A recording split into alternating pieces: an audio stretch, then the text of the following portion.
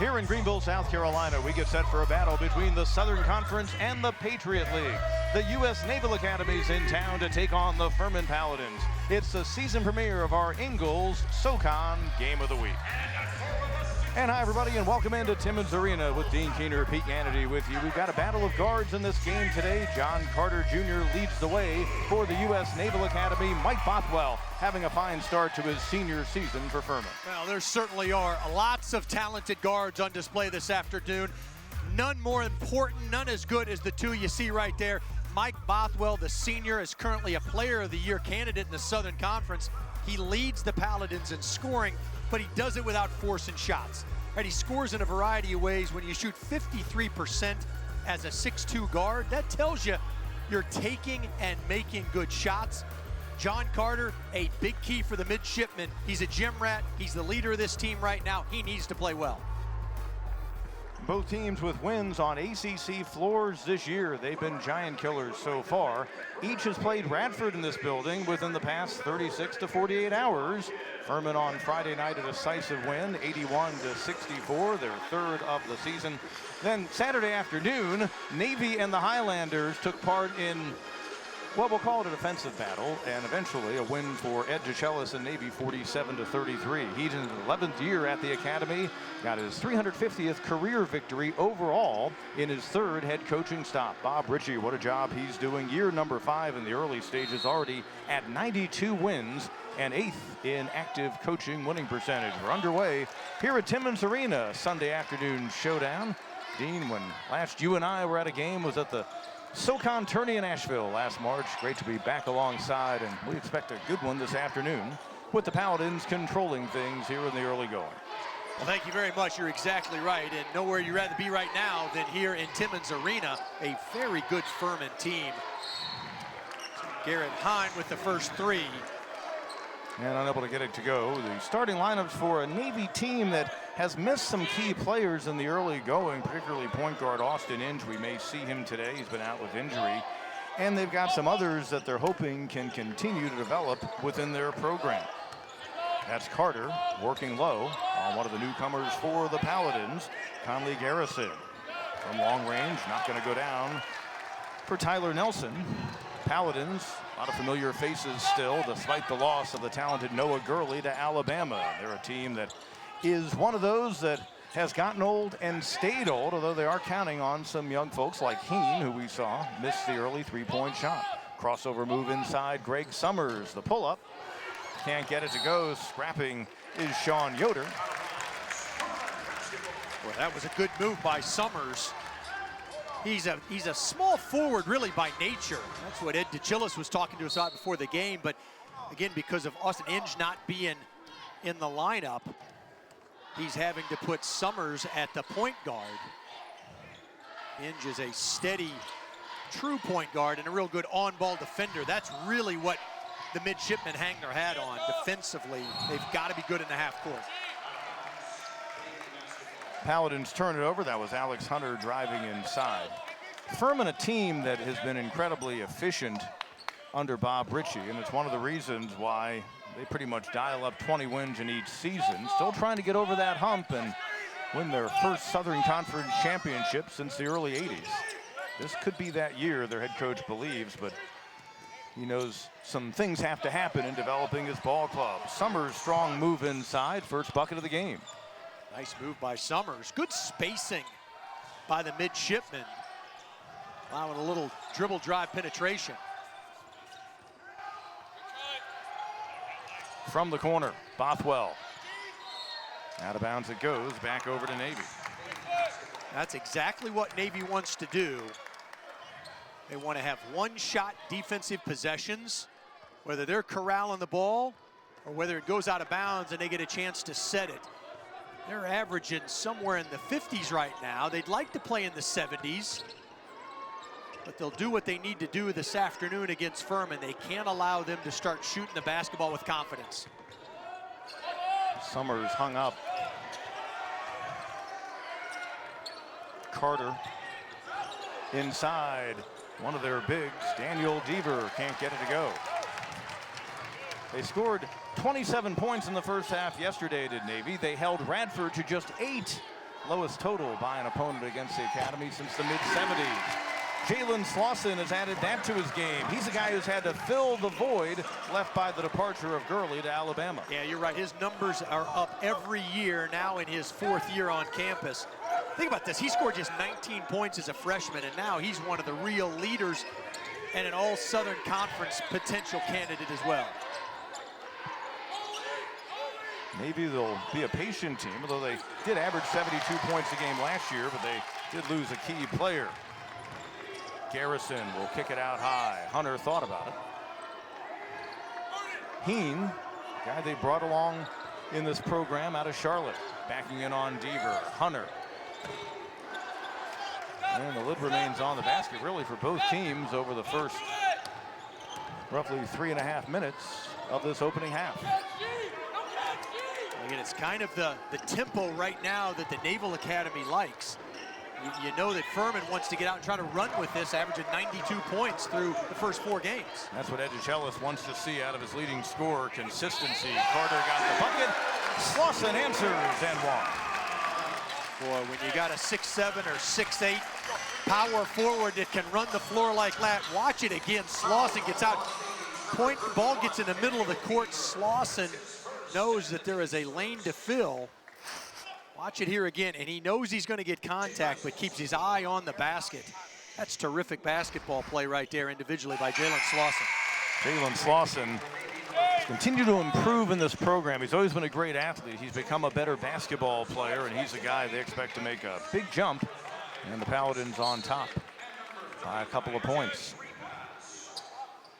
Slauson continues to have a high ceiling. I don't think he's reached it.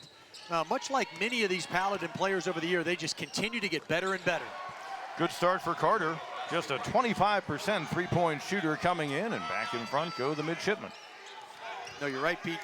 John Carter Jr., the leading scorer for the midshipmen, but just 7 of 28 from behind the arc thus far. James Repass, a 6'10 freshman, unable to get it to go. Timeout on the court. Paladins and Navy on a Sunday afternoon here in Greenville.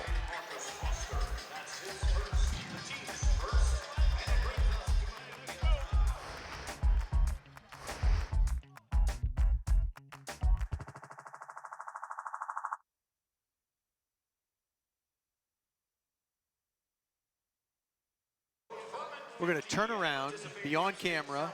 Are we turning around to be on camera? Yeah, that's oh, what. I didn't know but that. we're talking. Are we talking do's and don'ts or not?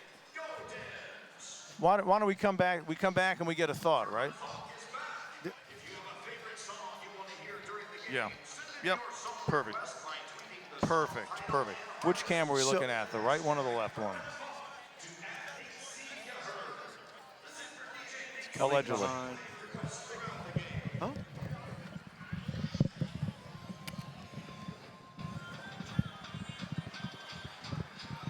We trust that. We trust that. We trust him. Right here, Pete. Gotcha. Thank you.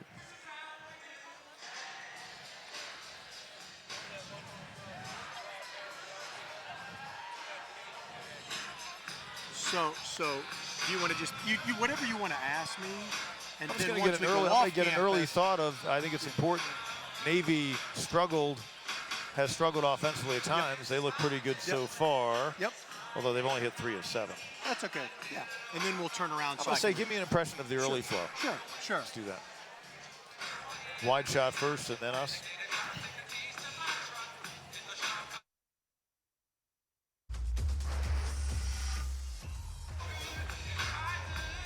On the beautiful campus of Furman University here in Greenville, South Carolina.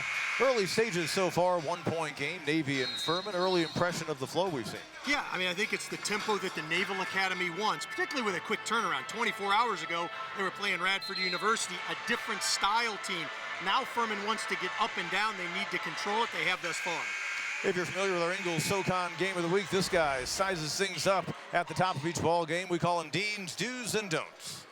Well, I think for the Naval Academy, they've got to find the range. We talked about it. They need to make some threes, shooting just 24% entering the season, or entering the game. And then space and pace, we talked about that. I think that's where they want to be through the first 4+ minutes.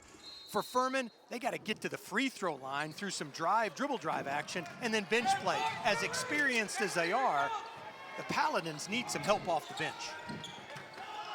A Navy team doesn't go all that deep. Furman will play 9, maybe 10 while the outcome isn't in question. Off the turnover, just into the game, and an off-balance finish for Marcus Foster, the sophomore out of Atlanta. Again, when you've seen Furman score the basketball, it's when they've been in transition. Slauson with that and one, and now Foster. Paladins team that's coming into this ball game having been solid defensively so far. Nice move inside for the Naval Academy by Richard Njoku, the senior out of DC. But again, Bob Ritchie, their head coach, always looking for more defensively, and deflections are the key for them. In that case, it's a turnover on the offensive end for Furman. That's the third turnover here for Furman in just 5 minutes. Nice pull-up right Answer there. on the other end. Carter off to a solid start in the ball game with 7 points. He's their leading returning scorer. They lost Cam Davis last year. We'll talk more about him momentarily, but Carter, a guy averaging almost 13 a game. He needs to play well for the midshipmen to play well. Repass. Bulky body, the freshman out of Jacksonville. Told you 6'10", 250, so he can really use his force inside. Jalen Walker just into the game. He'll give it away. Carter, the guy getting the attention. In that case, defended tightly by J.P. Pegues. The bucket will go. Bob Ritchie does not like what he sees so far out of his Furman team, and he'll use the timeout as Navy's built a 5-point lead. So he's not happy about that last play at the other end. He's going to spend as much time talking to the officials as his team. First meeting since early in the 2016 and 17 season. First time Bob Ritchie has faced the Naval Academy, but Furman trying to get a third win. And Navy is familiar with Greenville for a lot of reasons, but as far as the series goes, it's their third visit here to Greenville. And Ed DeChellis trying to come away with a victory that would push his team over 500 at 3-2. Well, and that'd be quite impressive based on the schedule thus far. Right, it's opening with 3 ACC games, and then you come and you stay on the road to play 2 games in 2 days for them. Now, Furman had yesterday off, but as previously mentioned, Navy, even though they've got a little deeper bench than Furman, having to turn around and play a fast-paced tempo as Furman wants to play is tough in 24 hours. As we noted, Paladins last played Friday night, so a little bit of rest compared to Navy getting done with their game late afternoon, early evening against Radford in here on Saturday. Garrison, the transfer from Drury, couldn't get that one to go, but he's been a nice addition to this Furman team. What you've seen so far is terrific defense by the Naval Academy, and they're not allowing the Paladins to get out and run. They're also not allowing it in transition in the half court to get second chance opportunities. Njoku, 6'7", goes over the 6'9" Heen. 7-point advantage. Njoku, a guy that Coach DeChellis was talking to us about, to say, hey, he and Daniel Deaver, the 2 inside presences, and they need to look inside and establish that game early and often. Slauson looked inside, good idea. Heen unable to save it. And so Navy gets the ball back, enjoying their largest lead so far. The midshipmen have the Paladins a little discombobulated right now in the half court. When Navy's able to get back, build their defense, they're taking away any backdoor opportunities, but they're forcing the Paladins into now 4 turnovers, uncharacteristic. Christian Silva just into the game, a senior from Miami. Got a lot of experience on this Navy roster. Looking inside for Njoku, I believe it went off the foot of Heen.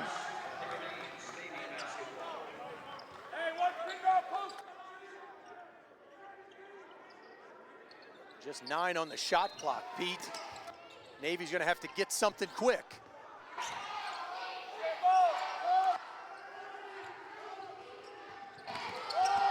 Pulling up out front, forcing it, getting to go as Greg Summers came in averaging 6.3 points a game. His dad played at South Florida, so he's got basketball in his background. Maybe Navy has found their shooting touch, something that they haven't done since the upset win in Charlottesville back on November 9th. It was a huge win for them to open the season against Virginia. Bothwell just missing that runner across the lane, off to an 0-2 start. He's the guy Furman has to get going. So the Mids with the ball in a 9-point advantage. Silva looked low. Point guard has been an issue. They had a player move on, Cam Davis, who did it all for them at the point a year ago, did Navy. And that's a big void for this team. Shot clock down to 2. Silva forcing. And there's Slauson on the rebound. But just like that, giving it away to Summers, his 6th steal of the year. Slauson trails, Summers finishes. Boy, Summers doing a little bit of everything right now. He's defending, he's coming up with steals, he's scoring the basketball. This is as good as he's played here in the 2022-21-22 season. But as mentioned, Navy has struggled shooting the basketball. We had a flurry of lead changes early. Midshipmen now lead by 11, and Slauson works inside to cut it back down to 9. And Jalen Slauson off to a solid start with 8 points. Furman not built to necessarily get out and press. They want to run at the offensive side of things. They don't want to press. They may have to pick the tempo up just a little bit here. Navy is comfortable in what they're doing. Haven't had all that many foul calls so far. That'll be on Alex Hunter. He picks up the personal. So far, anchors away indeed. Navy's up by 9 here at Timmons Arena.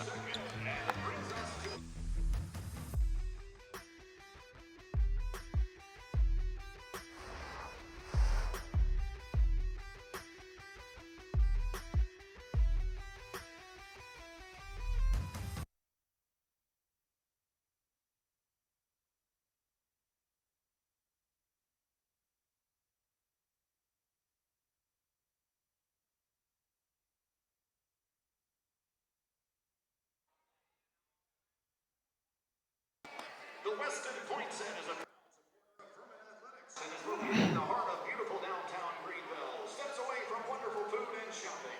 The Weston Point Set has teamed up with Furman Athletics to offer 2 lucky Furman Paladin fans. Or can I talk to you this way? I was just going to cancel. Can you hear me this way? Perfect. I think that's a great idea. Dean's trying to listen in on the huddle. And okay, that's cool. I'd rather just talk to you this way anyway. But yeah, I was hearing the music bed, and I'm thinking, has this turned into an NBA arena? Oh, that's all good. That's all good. I wanted to make sure that certain clinical things weren't happening with my mind, because that's always an option. Yeah. Which is part of our Furman Ultimate Day of giveaway. So guys, are you ready? All right, I'm gonna have you start on the baseline. One person here, one person here. The name of this game is They Will Put But we're doing the Ingles rejoin first. At the end, first get a layup win. Are you ready? Here we go. 3, 2, 1, go. All right, we got scores. In Timmons Arena on our Ingles SoCon Game of the Week, presented by Ingles. Low prices, love the savings. With Dean Keener, Pete Ganity with you. Furman and Navy so far, midshipmen have built as large of an 11-point lead. Hitting it from the outside, John Carter knocking down one of the threes they've made so far. The only 3, in fact, but he's been off to a very good start. Each of these teams, though, know what it's like to go on the road and get big wins here in the early going, because the Navy midshipmen did it against Virginia, and the Furman Paladins in that same opening week won at Louisville in overtime. Well, big wins for both programs, for both conferences. But what the common denominator is when those teams shot the basketball well, they were able to beat giant killers. Right? Navy made threes at Virginia, first ranked win since the David Robinson years. But listening in to Bob Ritchie during that timeout, he was talking about, hey, we've got to knock Navy kind of out of their rhythm. And knock the ball away, Slauson. And it'll go to the line. Jalen Slauson, we've always seen him as an athlete. He played tight end for his high school football team. He's becoming a better basketball player as the years go on. But he's got a high motor. He's athletic.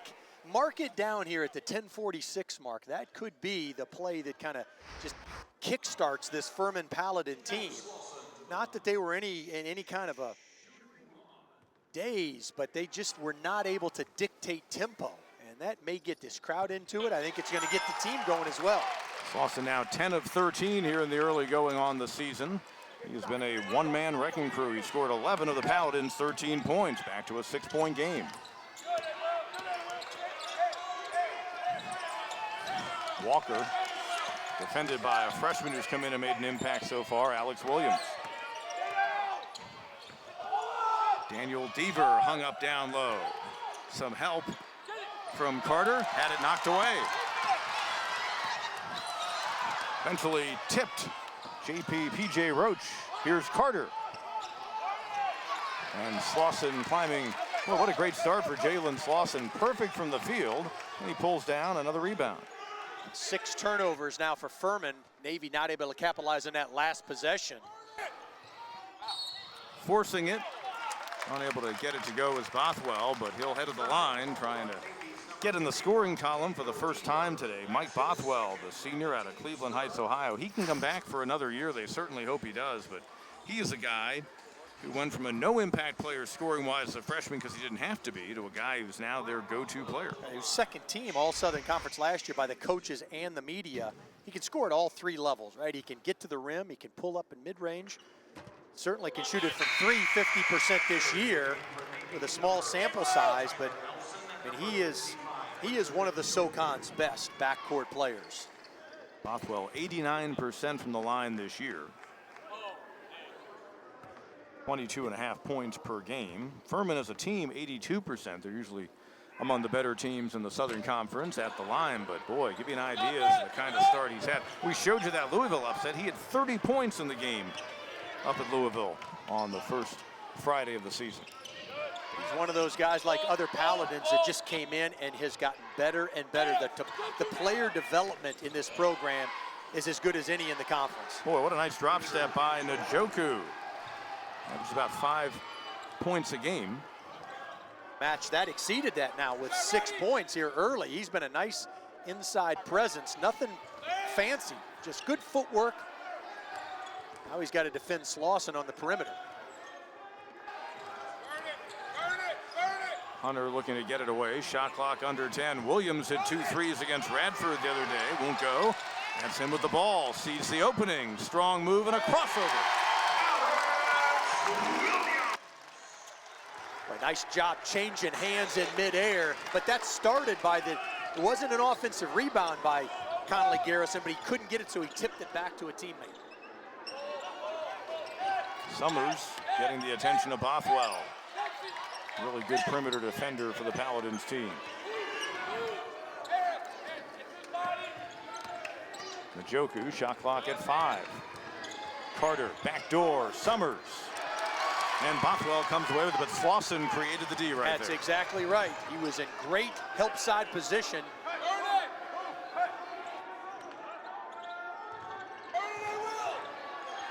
Slauson, he's playing more facing the basket. Likes to shoot the 3, won't get it to go, but he was off to a good start the other night. So far in the season, though, still trying to work to get the percentage up in terms of 3-point range. Just 29% career, 3 of 11 coming in. He's now 1 of 2. He's got to pick his spots when he does that. Roach still not fully comfortable playing the point. Almost got hung up, but a good giveaway and end up saving the percentage.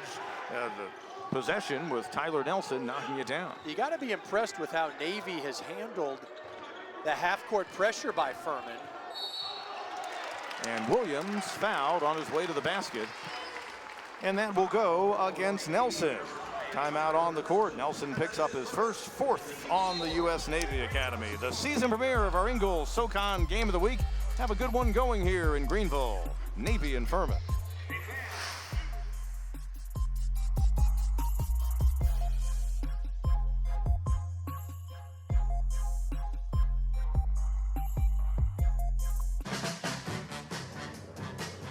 It's time to get holiday ready with Ford F-Series, America's best-selling trucks. Or with Ford Explorer, America's all-time best-selling SUV. And come home in a Ford Bronco Sport. That's how you get holiday ready. Now get 0% financing for 60 months on select 2021 Ford SUVs. It's time to get holiday ready. See your Carolina Ford dealer today. When you look at a diamond, what do you see? A multifaceted stone of remarkable strength, formed under intense pressure to shine brighter than all the rest. Hard edges, clean lines, with a fire inside. When you look at a diamond, what do you see? Ingalls, proud sponsor of Furman Athletics. Living with joint pain isn't easy, but lately dealing with it has felt even harder. So you've been putting up with it. That stops today. Today you stand up for yourself and say enough, and we solve it. Because we have the solutions to get you back on your feet. You're ready. It's your time. Visit bonsecours.com/ortho to make an appointment and get started with your joint replacement today. Bon Secours, healthcare for the universe of you. I got you, don't worry. I've started guidance.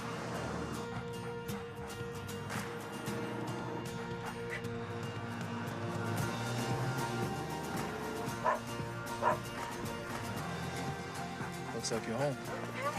This holiday season, hurry in to the BMW Road Home sales event and find your way home in the ultimate driving machine.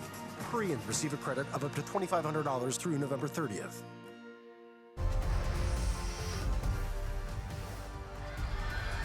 Both these teams picked high in their respective conferences. In the Patriot League, Navy, despite losing the player we told you about, Cam Davis, who was a really good kind of a combo guard for them. They were picked third behind Boston University and Colgate.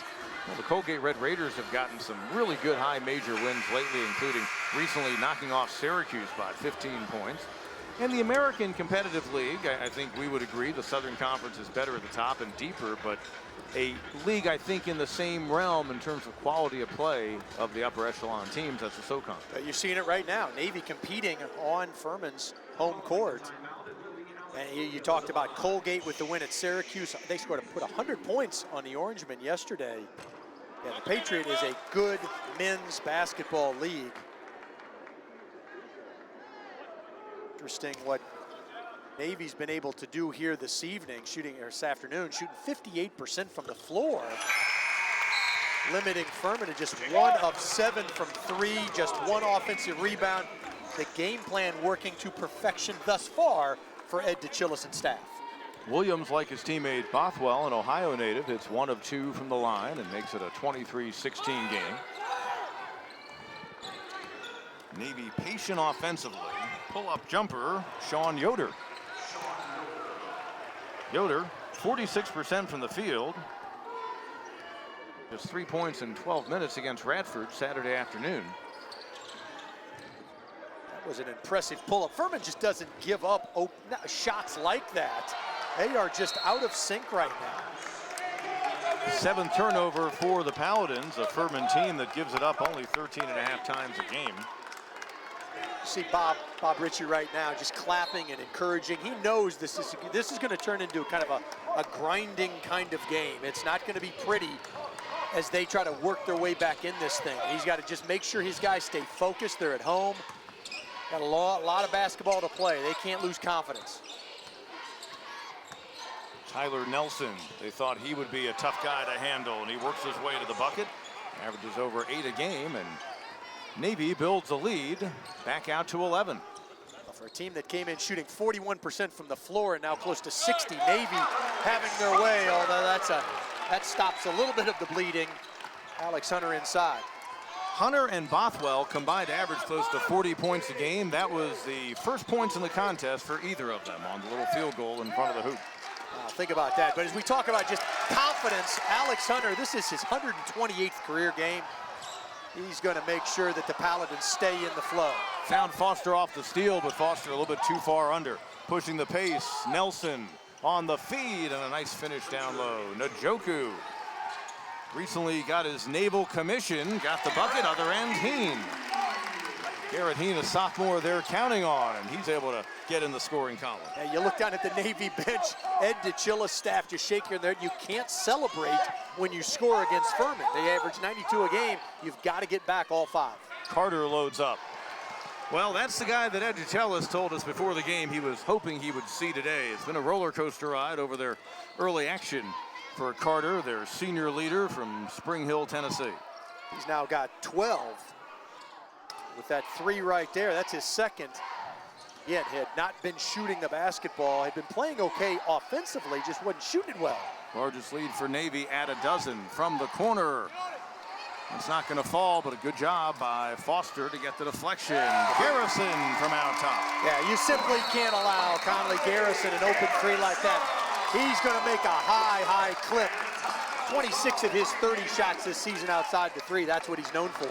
Ed DeChellis, a guy who's familiar with this building and the Southern Conference. Longtime Furman fans or SoCon fans remember he was at ETSU, late 90s into the early 2000s.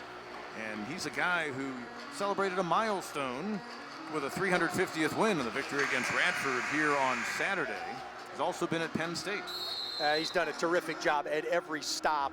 And everywhere he's been's always been difficult in some sense, right? He kind of really put ETSU back on the map after the Les Robinson years with Greg Dennis, Mr. Jennings. He did it with Tim Smith and some others, and he handed the program off to Murray Bartow, who then took the team to the NCAA tournament in '04. Penn State, a difficult situation, but did a great job. And Navy, we know the challenges there, but he gets great young men, and you see how hard they play. And he's as good a person as he is a coach. He's done a great job. They got the 350th win in his career for him yesterday. Bob Ritchie on quite the trajectory. He'll get to 350 quite soon. But you watch Navy play right now. They won their game against Radford in here, 47-33. I also pointed out to DeChellis, he played his 40th game in which his team scored 49 points or less, and they're now 2-38 in such situations. And I think he took some pride in that they were able to improve the win total by 50% yesterday. Absolutely. They're now having to adjust to the 1-3-1. Well, my math was off on that. The bottom line is they doubled their their win total in games in which they scored 49 or less. They led 27-8 at the half, and they played pretty stingy defense here. On the offensive end, they've been solid as well. Shot clock under 10. Yoder, elbow pass, and then the feed inside. Really nice finish down low. Nate Allison, one of their bigs, just into the game. And he took the feed from Jalen Walker. The patience of Navy and the ability to find the next man, the open pass, has been almost a thing of beauty here in the first half. There's no panic with the midshipmen when the shot clock's under 10. Bothwell tries to get the lid off. Tough start for Mike Bothwell. 0 for 3 from the field, 0 for 2 on threes, pushing the pace Summers.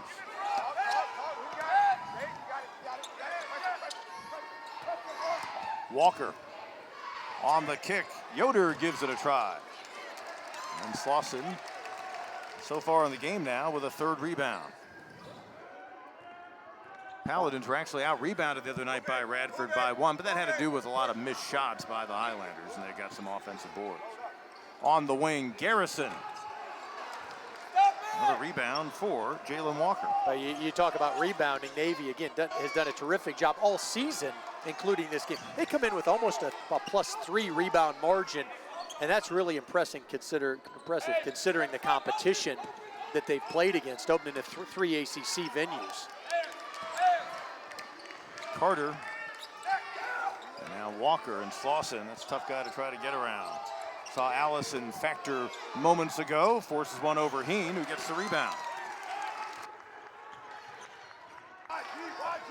And while you want to try to come away with some points every possession, Navy okay working the shot clock. Keeps the ball out of the Furman Paladins' hands. That's what you need out of a guy who hits 50% from long range.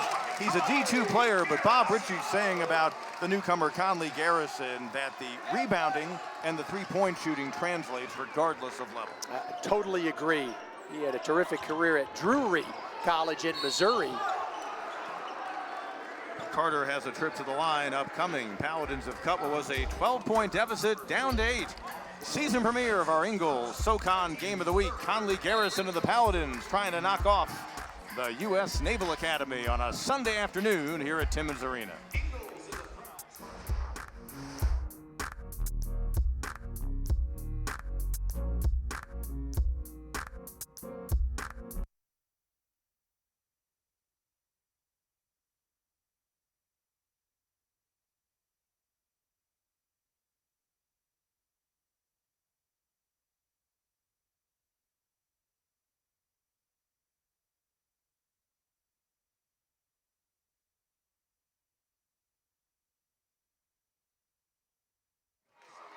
So coach me again what we're doing.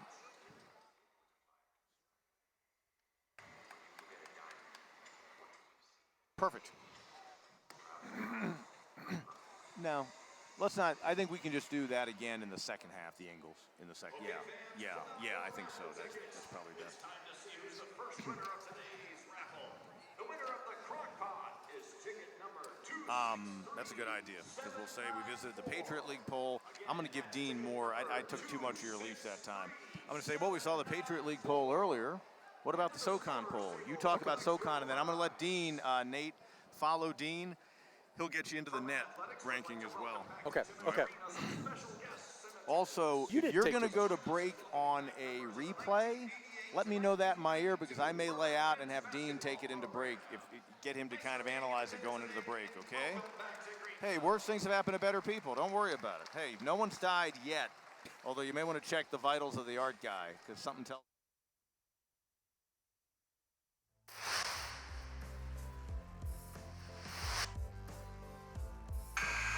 A November Sunday afternoon in Greenville, South Carolina. You recognize the clock tower on the campus of Furman University with Dean Keener, Pete Hannity with you.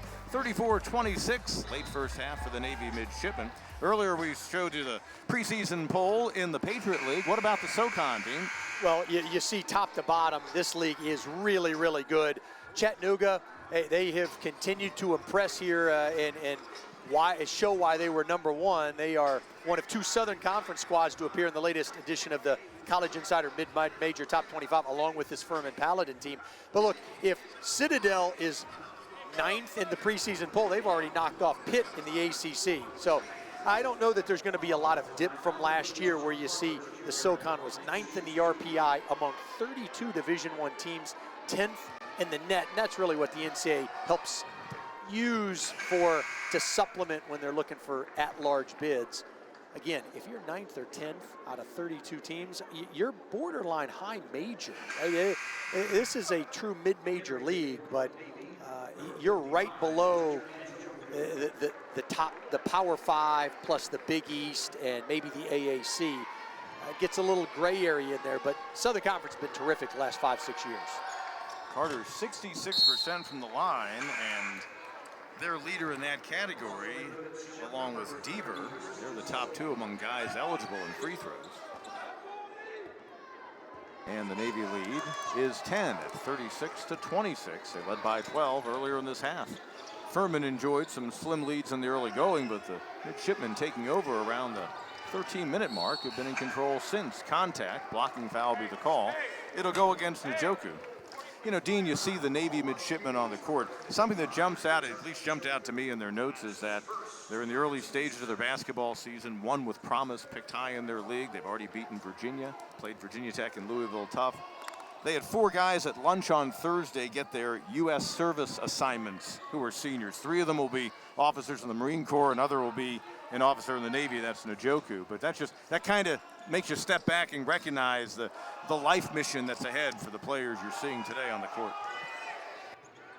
Paladins shot clock was winding down. Bothwell forcing one. Tough start continues for him. Well, to finish that thought, you're exactly right. Think about they lost Cam Davis, who averaged 17 a game last year. We were talking to Coach DeChillis before the game. He says they sent him to the MIT for a master's in nuclear engineering, right? So that he can eventually then be that commissioned officer.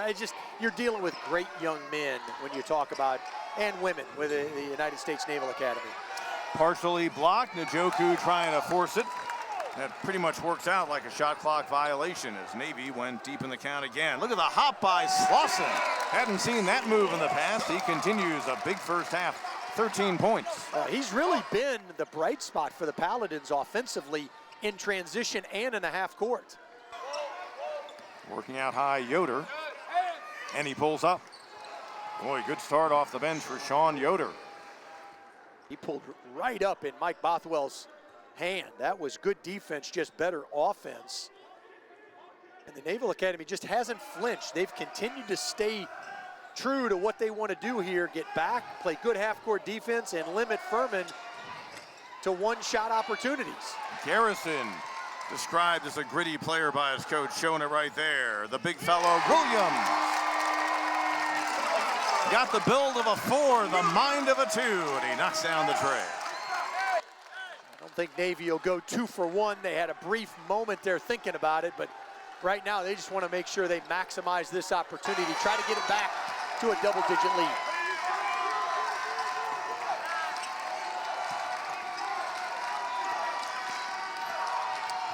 Austin Inge, his first action of the season.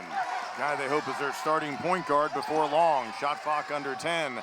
The force not going to go down for Christian Silva. Shot clock has been turned off. Furman with the opportunity not only to cut into a 7-point deficit, but really feel good about themselves after what was really a better performance by Navy. Bothwell trying to get on the scoreboard in the opening half. And that's an achievement in itself for the Navy midshipmen. They hold the top score of the Paladins off the board, but that guy steps up big. Jalen Slauson, 13 points, 3 rebounds in the opening half of play, keeping Furman in it in a 7-point game. Well, they did. They kept them in it, and they've got to feel good that it's just 7 at this point, where a guy like Bothwell, limited points. We got a good one. Stick around for the second half at Timmons.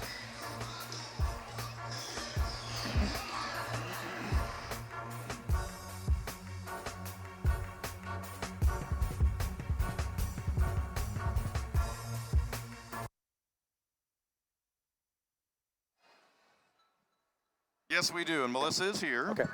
And are we going to be sitting or standing? We're going to sit or we're going to stand for the Ingles interview? Stand again? Sitting. We're going to sit. We're going to sit. How are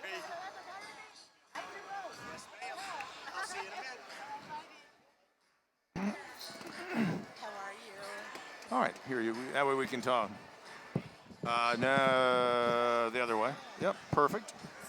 Yes. All right, now I can actually talk and hear you. I hope all is well with you. Yeah, it is doing great. Your thoughts on the growth of the mighty Seminoles football team under Mike Norvell. Are you happy? I am happy. I think he's recruiting well. They're giving us some cardiac arrest there, and but I'll tell you, nothing beat that Miami game. I'll tell you what. I sent you that video. I sent you the 4. Basically, if you win that game, do you feel like you've gotten it? Next week's the one for me. Yeah, absolutely. All right. So we're going to talk about the great things going on at Ingles. Holidays are approaching. Right, and all the giving. And then community, and that's part of the community effort. Is there another community outreach that you want to talk about? We have several. We have the bags in the store. We have a coat drive going on right now, and we also have a toy drive going on through Caring for the Carolinas. Perfect. Right. All right, I'm going to set you up on. I'll start you out, kind of get an opening thought, and kind of talk about how, hey, we're here with. We just had a great football season. Now we're here with basketball, right. all courtesy of Ingles, blah, blah, blah, and then we'll, set you up on that. Mm-hmm. Yeah. Yep. Yep. Yep. And today we are going to go back to our childhood, and we're going to play a game of Red Light, Green Light. Personally, I love this game. It is because Can you see me? All right. I brought it a little bit closer. Yep. Yep. Perfect. You may want to lift your, yeah, perfect. All right. Is that why I'm hearing cancellation every so often, my good man? Yep. Yep. Yep. Yes. All right, very good. Sometimes.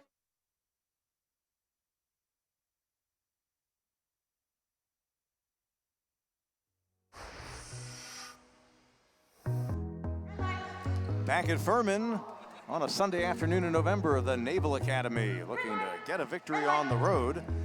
And they're up 7 at the break on the Paladins. Our Ingles SoCon Game of the Week, the season premiere, all courtesy of Ingles. Melissa Level is such an important part of the Ingles family, the marketing chief, and someone who is a huge sports fan as well. So nice to have you join us to have, and thank you for all that you're able to do for us bringing these great telecasts. Well, my thanks to my Next Star family and fans in the stands.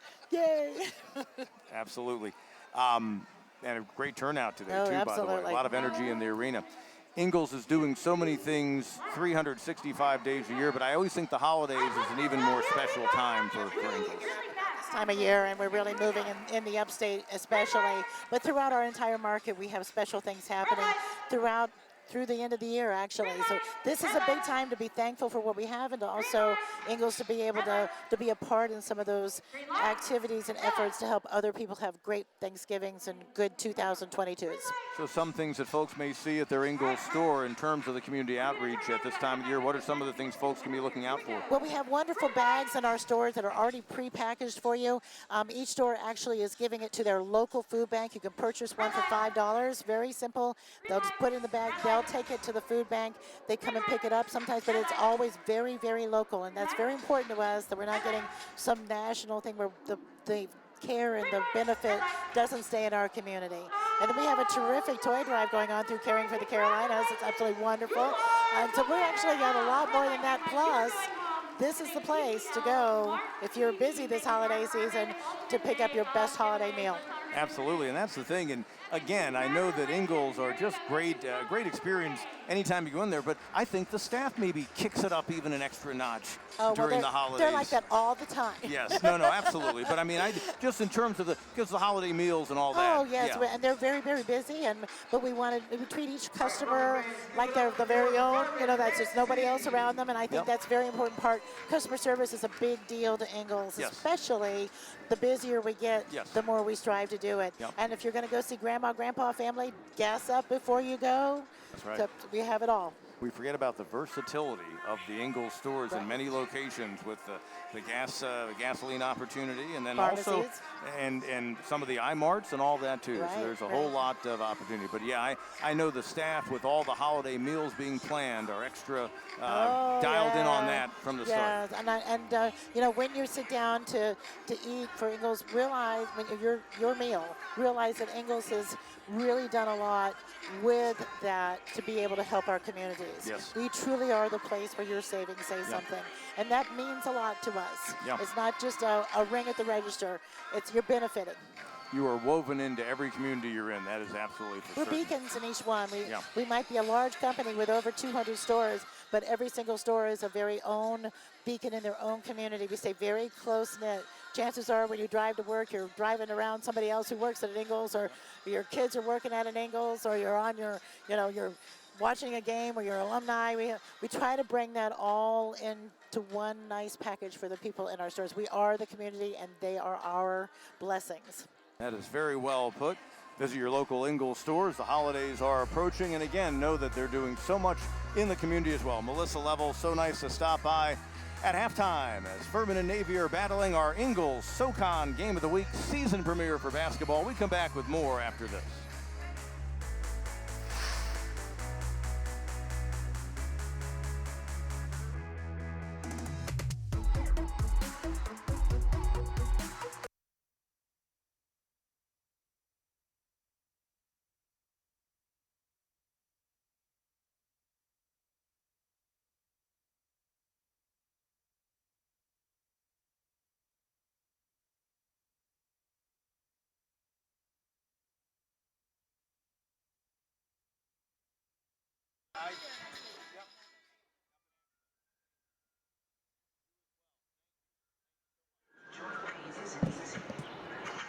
Okay, what are we doing here coming down?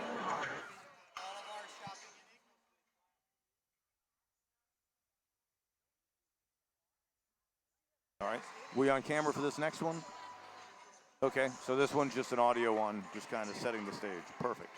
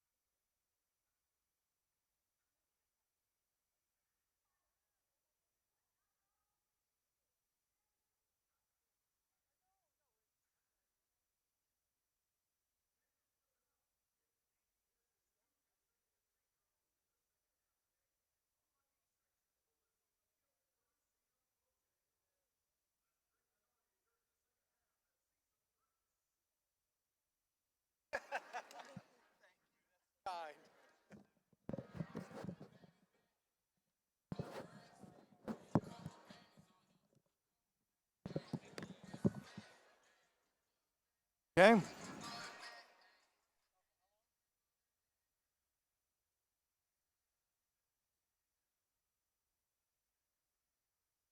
Very good.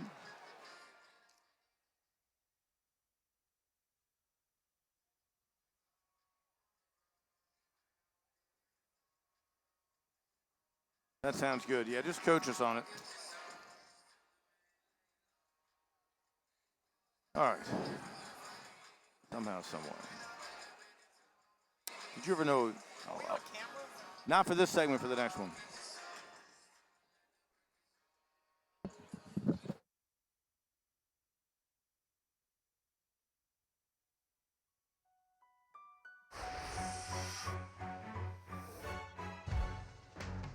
Getting set for our next Ingalls SoCon game of the week, couple of Sundays from now. Kennesaw State out of the A-Sun against the Wofford Terriers. Jerry Richardson Indoor Stadium, Sunday, December 5th, 2 p.m.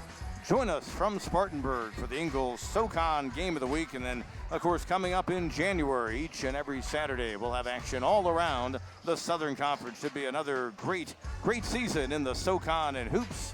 And we should have a good one for you in a couple of weeks. We expect a fine second half as well. And we come back with more at halftime. Navy up by 7 here at Timmons Arena on our Ingalls SoCon Game of the Week.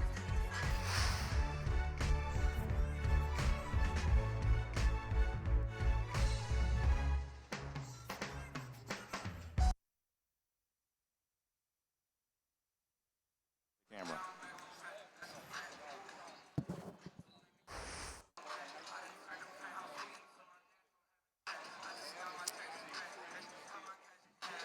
Yep, lots of stuff to talk about. Is our on-camera going to be on the court? Yeah, he is, I guess. Okay, good.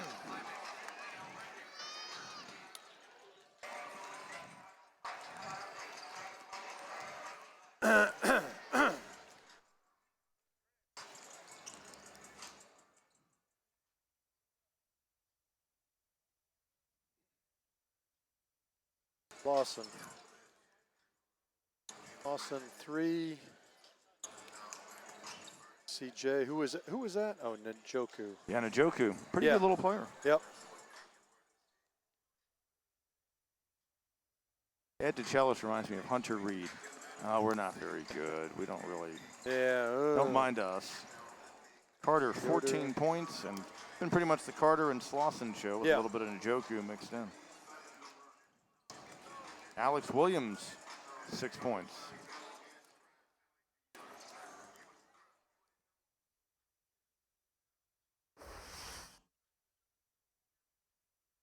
I think all things considered, that was a pretty respectable first half. Not bad. Since I was getting, did you ever hear of a guy named Lou Golden? I know you've heard of a guy named Sean Golden. Right. You ever hear of Sean Golden? No. Okay. A little bit before your time, Lou Golden was a longtime coach at Sterling High, and then after things changed in Greenville County, he ended up at Riverside High. Might have been at Parker High. Longtime coach, went to 6 straight title games, won 3 of them at Riverside, took Southside to a title. I lost. Okay. Great coach, and you'd always see him out at high school. He was a great high school sports fan. I'd always see him, but just a good man. Really good man, I thought.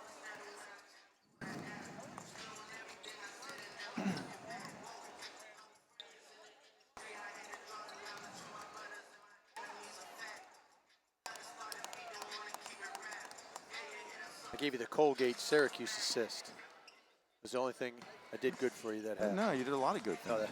I'm glad you were able to thought take it about into that. Yeah, I'm glad you did too. I didn't realize they'd done that. I remember looking at that score early on. I'll always pull for a mid against a power. Yeah.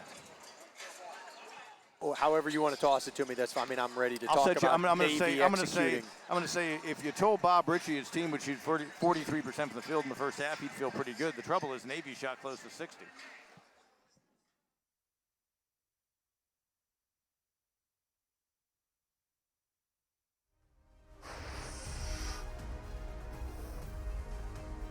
Halftime winding down here in Timmons Arena. Navy up by 7 on the Furman Paladins. We welcome you back in with Dean Keener, Pete Hannity with you. If you told Bob Ritchie, the Furman head coach, before the game his team would shoot about 43% in the first half, he'd think, okay, not bad, probably have the lead. But Navy shot close to 60% in the first 20 minutes. Yeah, they did. Navy executed their game plan to perfection, shooting 59% from the floor. Better yet, though, they limited Furman to just 3 points in transition. That was really the key. They were able to get back and really secure the house and keep them from easy baskets. Really good flow offensively for the midshipmen, and that's the result of passing the ball crisply and not letting Furman do what it likes to do defensively and come up with a lot of deflections. You didn't see too many of those, and that's how Furman makes it work on the defensive end. On the offensive end, it's been the Jalen Slauson show. Meanwhile, it's been a combination of John Carter and Richard Njoku for Navy, among others. Yeah, Slauson kind of the lone bright spot offensively for the Paladins, 13 points. I mean, you think about it, Mike Bothwell, their leading scorer, he's the leading scorer in the Southern Conference, hasn't scored yet. As you see the highlights here, right? John Carter Jr., 14 for Navy. You talked about Richard Njoku off the bench with 8, but they've had others. Greg Summers, Sean Yoder. It's been a complete offensive collaboration by the midshipmen. First half stats look like this, and again, the mids right up there around 60%. It's going to get you a lead at the break anytime. They've scored 11 more points in this first half against Furman than they did against Radford in the opening half Saturday, when they ended up scoring just 47 in a win. And the Paladins from long range not only at 25%, but have not had many great looks. No, just 4 of 16. I mean, when Garrison had that clean one from the top late in the first half, well, that was really the first time you thought, and that was at the off an offensive rebound where it wasn't contested, feet were set. You're exactly right, Pete, spot on. Navy again executing their defense, not only limiting the Paladins in transition, but being able to defend that 3. See if they can do it for another 20 minutes. And the home crowd obviously hoping that the Paladins can rally here in half number 2. And it would be a 3rd win, and this is the 4th meeting all time in the series. Daniel Deaver backing in on Heen, uses the window, the junior out of Falls Church, Virginia. Well, and Furman opting to go one-on-one, not double down, not even hedge just a little bit. And Deaver recognized that and said, you know what, I think I've got a little more strength than my defender, and he was able to do it. Alex Hunter's also contributed scoring-wise this season, but he's been relatively quiet so far. They'll get Deaver on a foul that you could tell by the grimace caught him by surprise. Yeah, I think that's going to get called 9 times out of 10, but at the same time, Heen getting a little bit of a break right there. He started to slip, really didn't know where he was going to go with it. A combined 8 fouls called in the opening half. 3 on Navy, 5 on Furman. Let's see if that takes on a different tone. In a game that each team can play physically. I mean, Edicellis told us before the game, his guys will fight through screens. They'll battle. They're tough. They're the Naval Academy, Yeah. and Furman has made that a staple defensively. They not only try to deflect, but they try to impose. Shot clock down. Bothwell, elbow.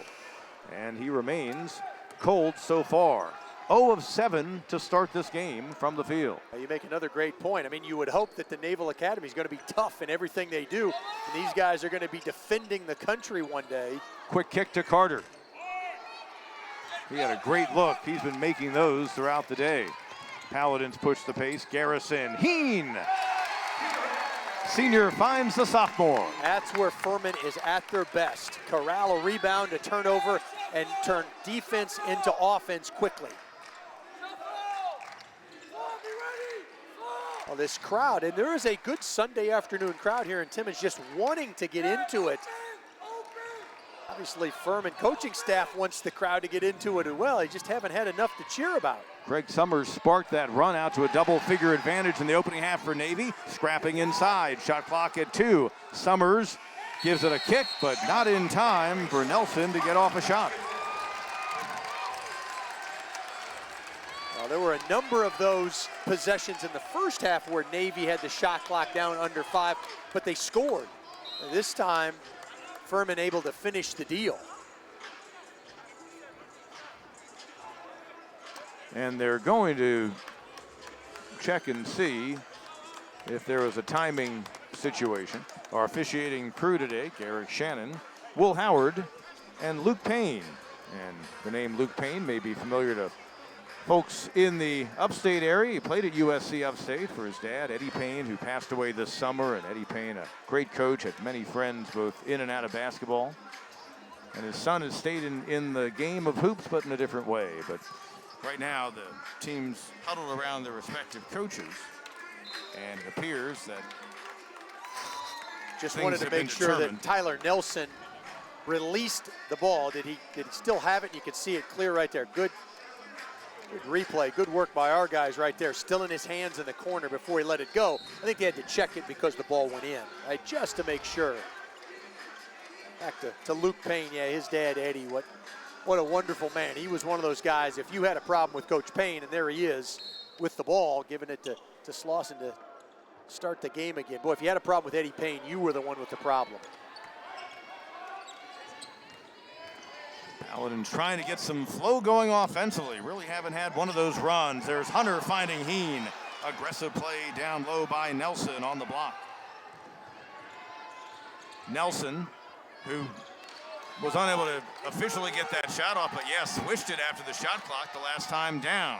Njoku got past Bothwell, goes on the wing, Yoder. And Heen brings down the rebound.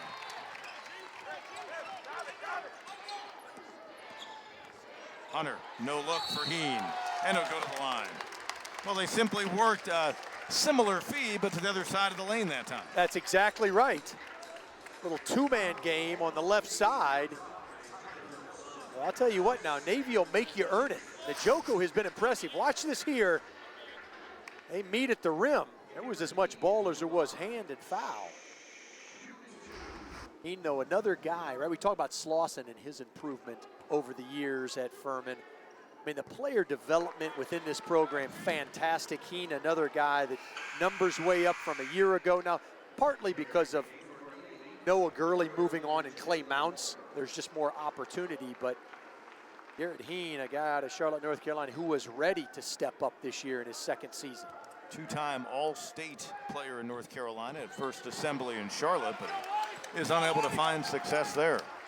Well, the Paladins, as a team, shot 82% through their first 4 games. Now just, 3 of 8 here this afternoon. Carter with the weave. And eventually lost the handle. Got a little bit out of control even when he was at the top of the lane. Yeah, he did, really. Just nowhere to go. I think he thought he might find his way to the rim. No flow yet here through the first 3 minutes. But you just get the sense that Furman has a bit of confidence that as soon as a couple of shots start going down, they're going to be able to. Bothwell and Yoder. He'll be called for the personal, and that'll be his first. And Yoder looks over at the official. That's a similar play to when Daniel Deaver was guarding Heen just a moment ago, right in the middle on a dribble drive. But just enough contact with the chest right there that he pushes Bothwell to the ground. But the defender has as much right to that area, but when you force him out of that area, that's when the official's going to call the foul. And a wet spot, as you saw Heen slip. See Bothwell top of the lane, number 3 for the Paladins, and he's really worked on becoming a better perimeter scorer, better three-point shooter, in the fact that, as you pointed out, the 53% from the field, but Bob Ritchie happy that he's become more of a weapon from long range. He was 9 of 18 coming in. He's just 0 for 2 or 0 for 5 today on three-pointers, but something that they really like about Mike Bothwell is they think he'll be even more of a threat from the wing, and he's such a good penetrator that then makes him more dangerous when you go out and try to defend him. Absolutely. And he's able to use both hands now. He's not just a left-handed dribbler. That time, though, it'll be an offensive foul. So Yoder, now look, Yoder was in position right there, and Bothwell moved into the defensive position, so clearly a good call, obviously outside that restricted arc. Hard spill by Yoder. Second personal on Bothwell. Just over 3 minutes into half number 2. Bothwell will stay out there. Paladins will need to score. They were down by 7 at the break. You can tell they've made some adjustments offensively. Defensively, they want to stay true to what they are, and that's in the half court, just solid man-to-man, although I think Bob Ritchie will mix in some 1-3-1 half-court trap again like he did in the first half. Summers kicks on the wing. Walker. Navy's 1 for 5 from the field so far in the second half. Furman a bit stagnant right now offensively. A lot of standing. You see Hunter dribbling, just waiting for other guys to start moving to the rim. And Heen unable to finish. They used to run that play for Noah Gurley all the time when he was here. And Heen and Slauson done a good solid job so far filling that void. That's one they'll have to make. Njoku has it knocked out of bounds. It'll stay in the Navy end. Early second half, Furman Paladins trying to protect the home court. They're trying to protect it against the Navy. Mids up by 7.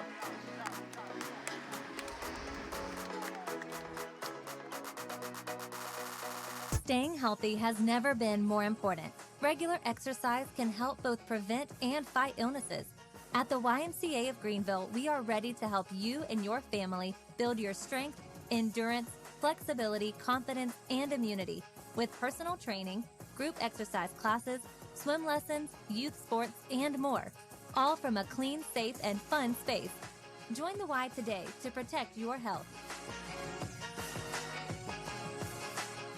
I learned that people are just looking for somebody to listen to them. You can't just start cutting somebody's hair and you're gonna be quiet the whole time because you're not gonna be in business long.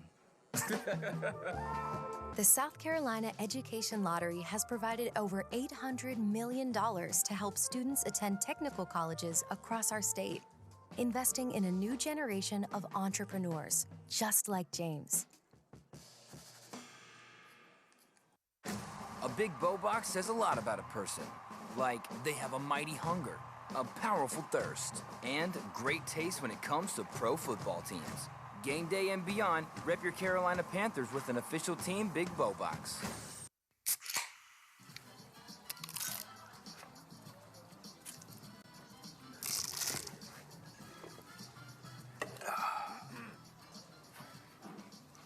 Nachos, better with Pepsi. When you look at a diamond, what do you see? A multifaceted stone of remarkable strength, formed under intense pressure to shine brighter than all the rest. Hard edges, clean lines, with a fire inside. When you look at a diamond, what do you see? Ingalls, proud sponsor of Furman Athletics.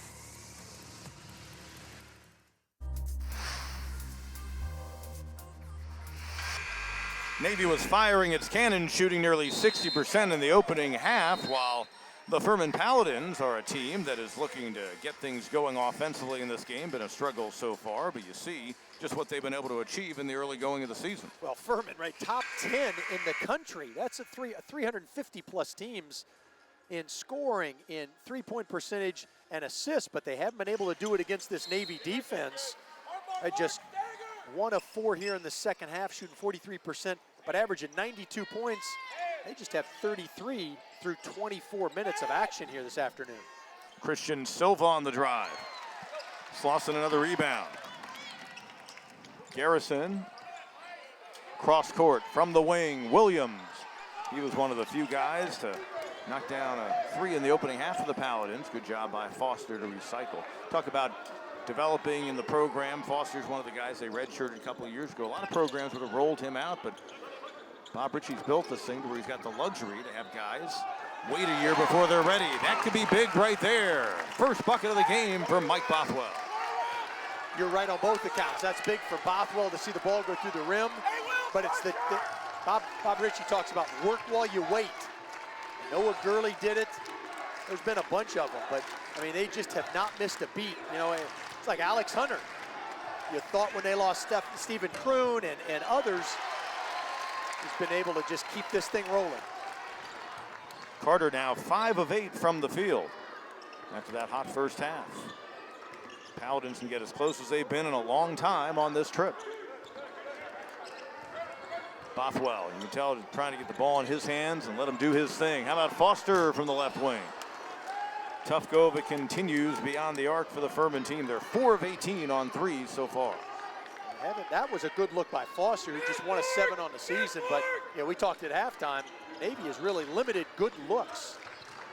Little pull up, and it won't go down for Carter. That becomes a problem now. Navy kind of going back to some of their ways of the last couple games where they haven't been able to score. Bothwell, strong move. Summers got a hand on it. And let's see where the possession arrow points. It'll be Furman ball. Obviously the locals wanted the foul called on Greg Summers, but it looked like he had all ball. I totally agree. But see it here again. Bothwell just trying to work his way to the rim. Gets away with a little bit of a hook. There's an awful lot of ball. Now look, you could go, it's always a 50-50. It's like a charge. There probably was some arm hit on that, but Navy would tell you awful lot of ball. Furman would tell you awful lot of arm. As would all the fans in Timmons Arena here this afternoon. 100 inbound, 21 on the shot clock.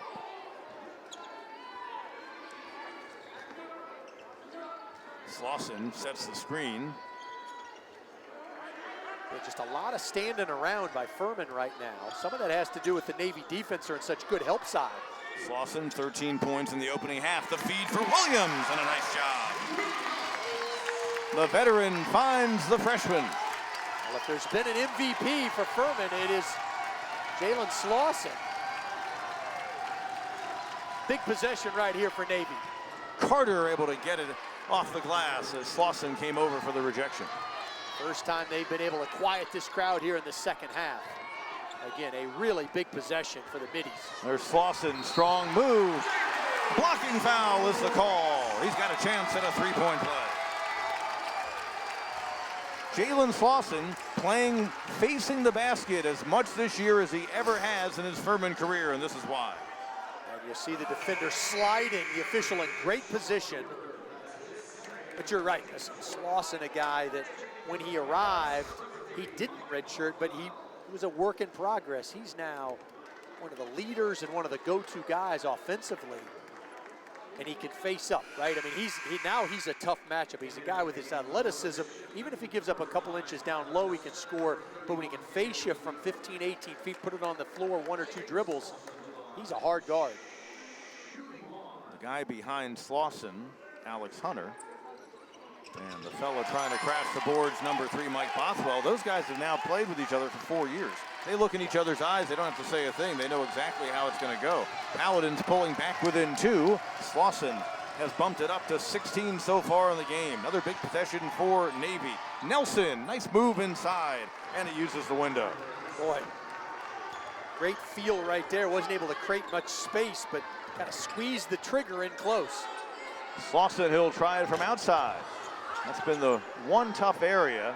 He's shown some promise at times, but that's the part of his game they would love to see him add. And that would complete the circle of fulfilling the void left by Noah Gurley's departure. That's exactly right. Who's at Alabama this year? But you're right. But Bob Ritchie gives his players that freedom.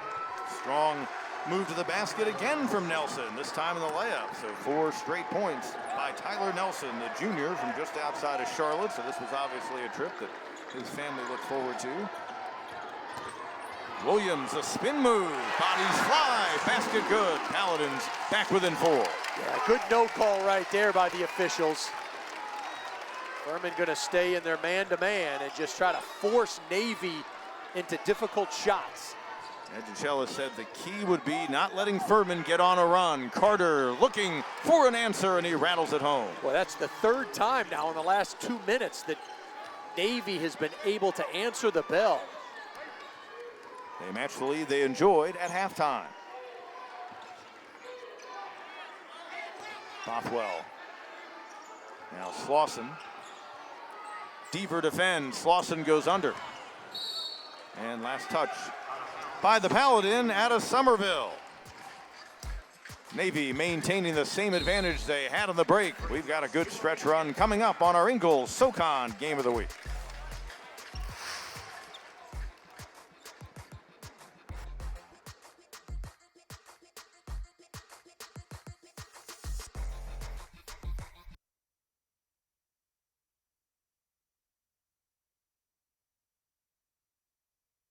ETSU. Okay. Yes, that's terrific. Very good. We'll talk about the DeChellis in the past. Yep. I mean, yeah, obviously. Yep. Good. We haven't talked about Pat Dorsey. I mean, is that somebody just adds versatility who's not? We're seeing Austin Inge a little bit. No. Yeah, probably. That's not a bad idea. Just mix that in somewhere. The fact that Dorsey's not available. Yeah. Yes. So we've seen a little bit of Inge, but he obviously isn't ready to play. Correct. Yeah. Correct. All right, fans, it's time to get up on your seat. Let me see your best disco dance moves for the Disco Dance Crew.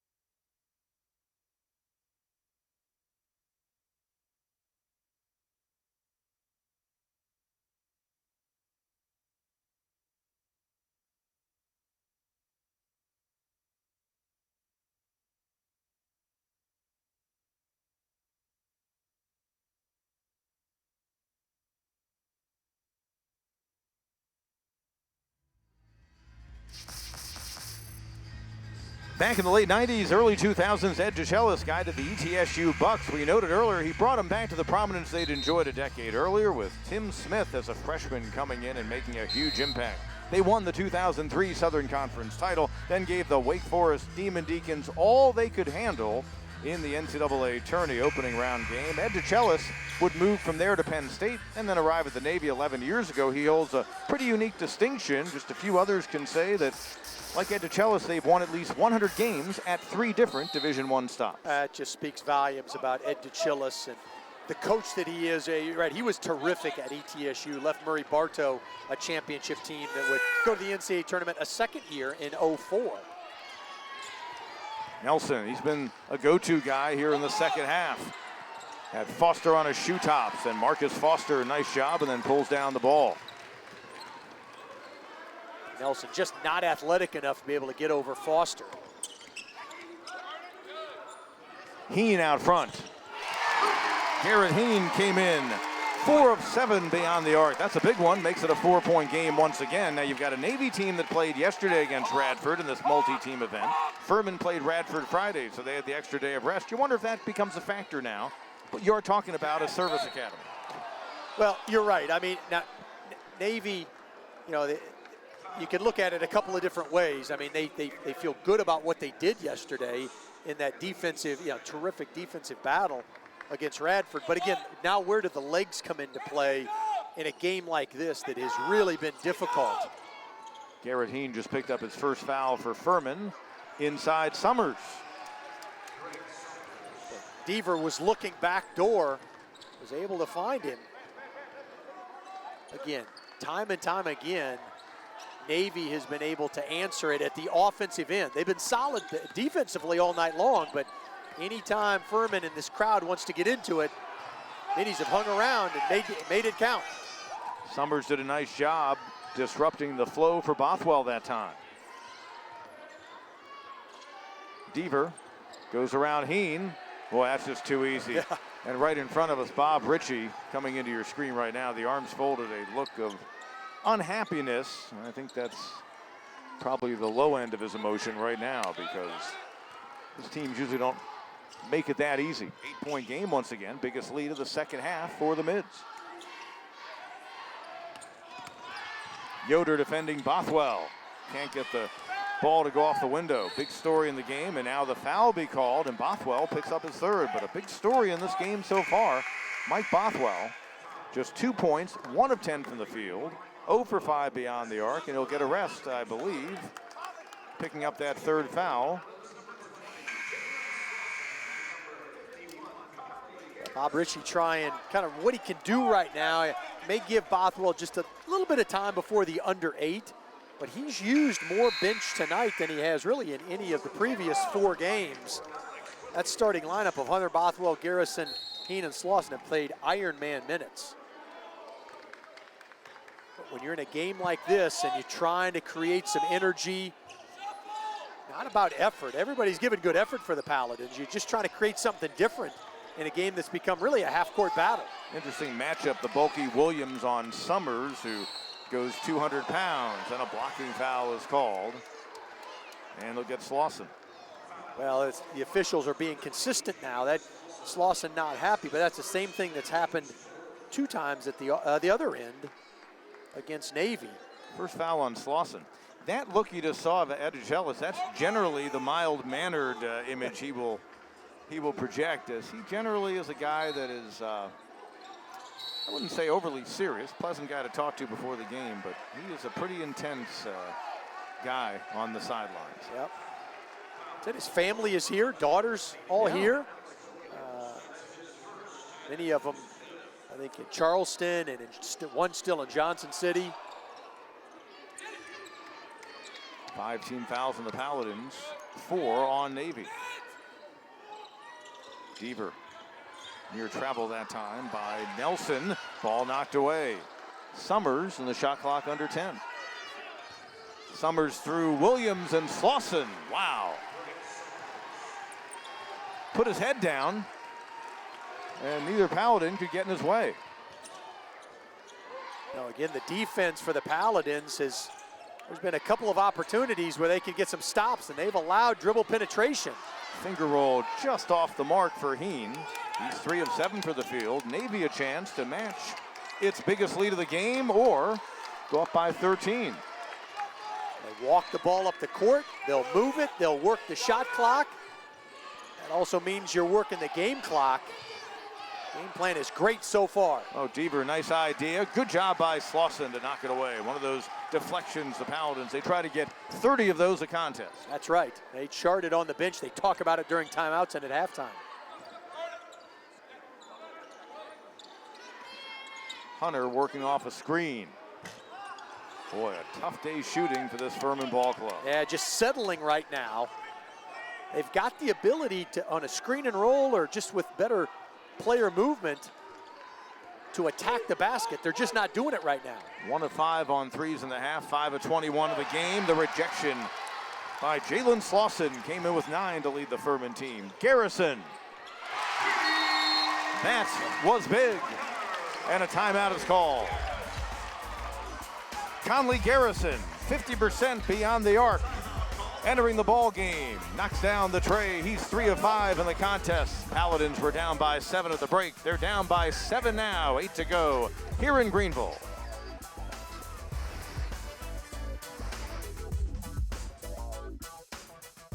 The holiday season has arrived, and so has the Get Holiday Ready sales event at your Ford dealer. Inventory is arriving daily, so it's the best time to get a Ford F-Series. With all this power and technology, it's no wonder Ford F-Series have been the best-selling trucks for 44 years straight. It's time to get holiday ready with Ford.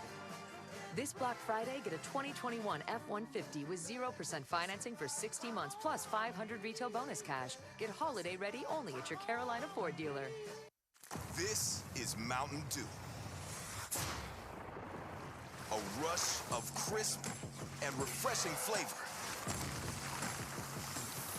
Delivering a bold citrus kick. Dew to Dew.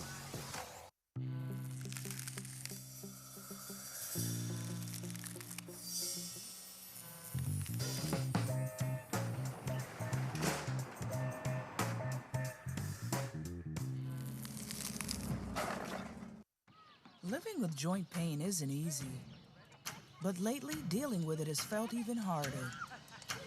So you've been putting up with it. That stops today.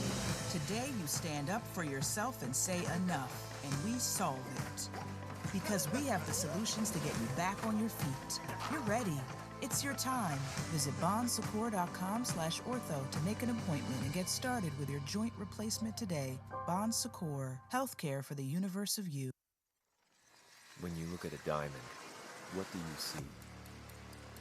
A multifaceted stone of remarkable strength, formed under intense pressure to shine brighter than all the rest. Hard edges, clean lines, with a fire inside. When you look at a diamond, what do you see? Ingalls, proud sponsor of Furman Athletics.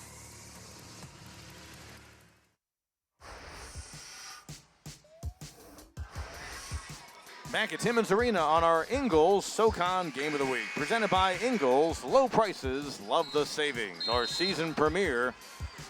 And the Navy midshipmen took a first half lead. They have led since.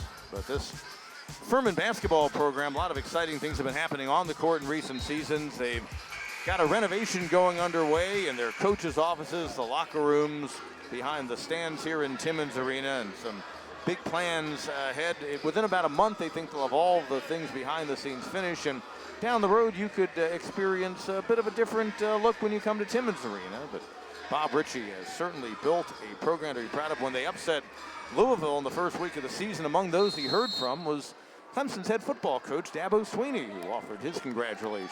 So a lot of folks noticing what Bob Ritchie has going on with this Furman team. But the Paladins need to get a run going. They trailed by 10 just moments ago.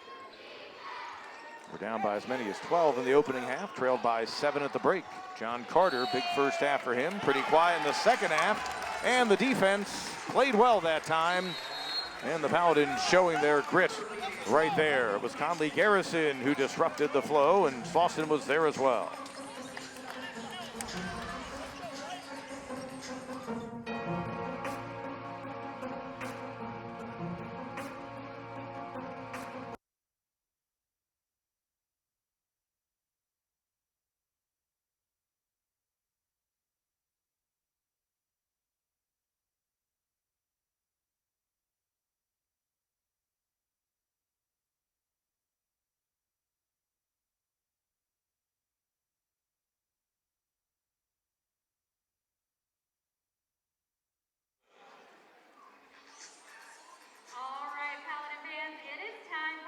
Sure, that's good.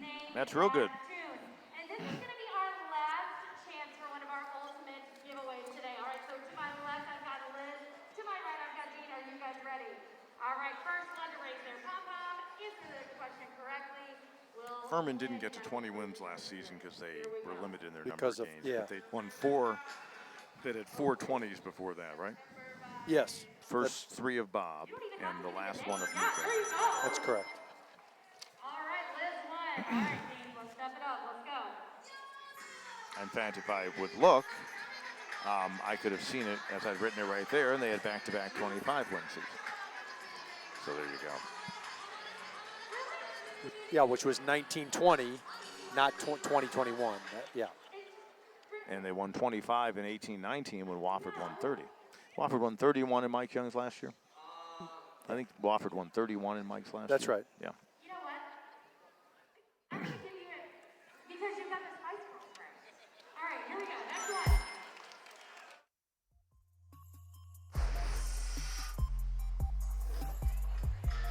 We told you the kind of impact that Bob Ritchie has made in his 5th season guiding the Paladins team. He had 4 straight 21 seasons. Had they played their full complement of games a year ago, it'd probably be working on another run in that category. But back-to-back 25-win campaigns under the still youthful-looking and still young Bob Ritchie. And a lot of excitement. We showed you the enhancements they're working in different phases in this arena, but he's got a lot of good things going on. He's done a terrific job, right? Been at Furman 11 years. Started as assistant with Nico Medved, who's now at Colorado State doing a great job. But yeah, but ultimately what they want to do is they want to get back to the NCAA tournament, something that hasn't happened since 1980. That's hard to believe, as good a teams as they've had over the years. Of course, that amazing 9 days in November of 2018 as Hunter out of the timeout, able to bury a 3-pointer. That's big. First made 3 for him. He entered the contest shooting 55%. But in November of 18, they won at Loyola, which had just been to the Final Four. And Jordan Lyons matched the NCAA 3-pointers made record in a game against Division II North Greenville on a Thursday. And the following Saturday, they won at Villanova. But they've had that kind of magic, and now they've added on to it with the win at Louisville. Good work inside. Sean Yoder with the answer for Navy. Bothwell, and the foul be called. Well, Yoder got back after that made basket. He's done a really nice job with Bothwell. But it wasn't a charge, it wasn't a block. He just kind of got tripped up, and then Njoku was too late in the help and the foul. But make Bothwell earn it at the free throw line. Second foul on Njoku. Their other starting post player, Daniel Deaver, has 3. Bothwell just having a tough day all around, but you see the numbers for him as he's still trying for a first made free throw. This is a guy that came in 25 of 28, so 89% from the line through 4 games. Just having a difficult time here, but a lot of time left. I would imagine that he's going to put himself and be put in position to try to put points on the board for these Paladins to come back. 5-point game, just 3 in the contest for Bothwell, who had 30 against Louisville, 23 Monday in their overtime loss against Belmont, and then 15 on Friday night against Radford. So those were his past 3 games. Navy, obviously, Ed DeChellis had his team ready. Backdoor pass and high off the window, and Summers does it again. Boy, has Summers been a bright spot offensively for Ed DeChellis in double figures with 12. Carter leads Navy with 19 points. That's him at the bottom of your screen with the yellow shoes. Easy to find. Slauson feeding Bothwell. That time he's able to get it all the way to the rack. Yeah, my guess is you're going to call Mike Bothwell's name an awful lot here in the last now 6 minutes and 10 seconds. The offensive end, he's just a guy that can get his shot, can make shots, just had a difficult time. Deaver on the floor, those 3 fouls. Wow, that is textbook backdoor cutting. Looked like Princeton that time. Yoder taking the feed, give the assist to the big fella. A little taste of their own medicine. Furman usually pretty good at going backdoor when overplayed. Navy has done that a number of times here this afternoon. Garrison with Carter defending. Williams, the freshman, gives you an idea as to what they think they've gotten him, having him on the floor at this stage, just a few games into his college career. He's number 24. Hunter, top of the screen, shot clock at 2. Slauson the force. Williams a deflection, but to the wrong jersey as far as he's concerned. And now if you're Navy, Greg Summers playing that point guard spot, out of position but able to keep a steady flow for his teammates. They can run this shot clock under 5 minutes. Deaver, 6'8", 235. Slauson able to handle the bulk. Slauson other end. Wasn't necessarily as artistic as you thought it might be on the feed from Bothwell, but they accomplished the mission. 5-point game. Ed DeChellis goes ahead and uses a timeout. Doesn't want to see a run happen for the Paladins, as we've talked about. He could not have said it enough. We cannot let Furman get any kind of scoring run going, or his team probably wouldn't have a chance in the ball game today. Absolutely. I mean, his team has been dialed in all afternoon. That was grown man action at the other end by Slauson, but yeah, good timeout by Ed DeChellis. Just wants to calm the crowd. Potentially, Furman may show some 1-3-1, so I think he wants to talk about a variety of things, what they need to do offensively. A couple of Sundays from now, you and I, Dean, will be at Jerry Richardson Indoor Stadium in Spartanburg, Wofford, and Kennesaw State. SoCon against the ASUN on our Ingalls SoCon Game of the Week, December 5th, 2 p.m. Many of these same stations. Check your listings for that, and looking forward to seeing the Wofford Terriers play. I saw them take on Clemson a couple of Fridays back, and they were right there all the way to the end. Now, a lot of interesting players on that team, and a lot of players play for the Wofford team. Yep. They'll use 12, 13 guys, giving them solid minutes. Yeah, there's some new faces that you haven't seen over the years, but B.J. Mack one to follow, a guy that had a double-double yesterday in the win. Career high in points with 16. Another deflection, and the Paladins come away with another steal. Ahead to Hunter. And flying in for the rebound, Walker. Boy, that would have brought the house down. Somewhat of a quick shot by Hunter, but again, that's the way they play. That's the freedom that Bob Ritchie allows his players. Walker looking low. They're trying to deny Deaver. Now Walker gets it to Deaver. Deaver spinning in. Slauson went for the steal. Deaver made him pay, and it's back out to a 7-point lead. Crafty. Bothwell. Garrison. Up deflected and last touched by Jalen Walker. And the Paladins will keep the ball in their end of the court. Navy, they are a team that knows all about keeping the pedal down. They've shown it today. Well, when you hit shots like that, you can keep a lead. They're going to need to do it in the last 4 minutes. Stay tuned.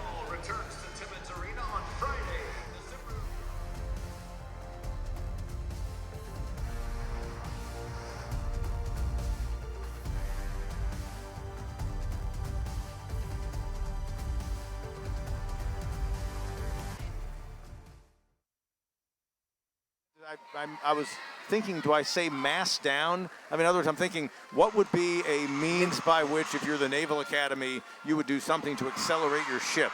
And I don't have the answer, so I guess, you know, the dude at the steering wheel's got a pedal of some kind. The stern? Or yeah, I don't know, the keel. Yeah, the keel.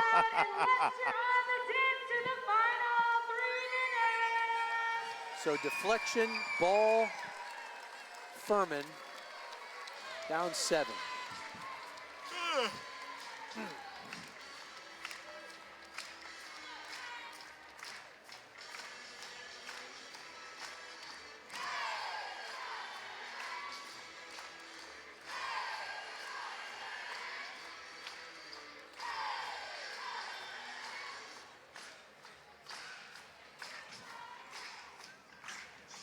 You just get the feeling they're going to be able to get over the hump. I do.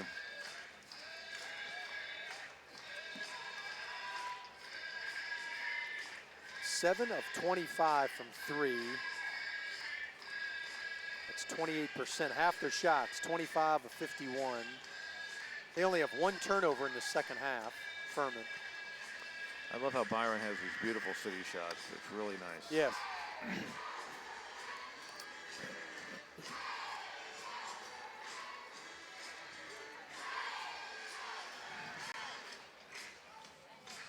Mass mandatory at this campus, or you know, I mean, but, yeah.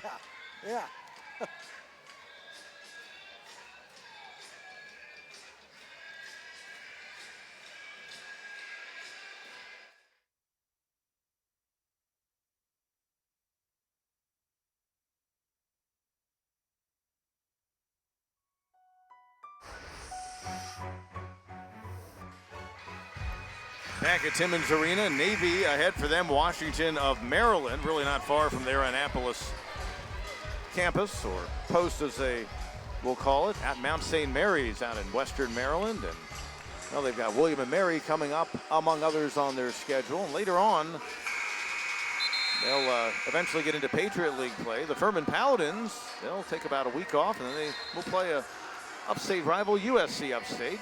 College of Charleston, Dean, I think is a big upcoming game for them. All 3 of those, right? You talk about College of Charleston, Winthrop, Appalachian State, all teams in the upper echelon of their respective conferences.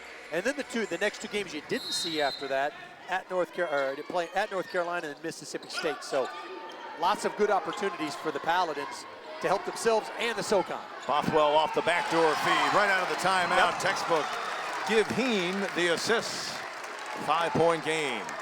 Coming up on 3.5 to go here in the second half. Great out of bounds, great just timeout strategy by Bob Ritchie right there. Backdoor cut again. That has gotten the Paladins throughout this second half, and Njoku with the finish. Sound like a broken record, but the Navy has shown no signs. You get the feeling that Furman and this crowd just is ready to really recapture the essence of it like that, but yet every time down the court, Navy has been able to control tempo and do what they want to do. Slauson now has 20. That's a new career high. He had scored 19 in their opener against North Greenville. 5-point game.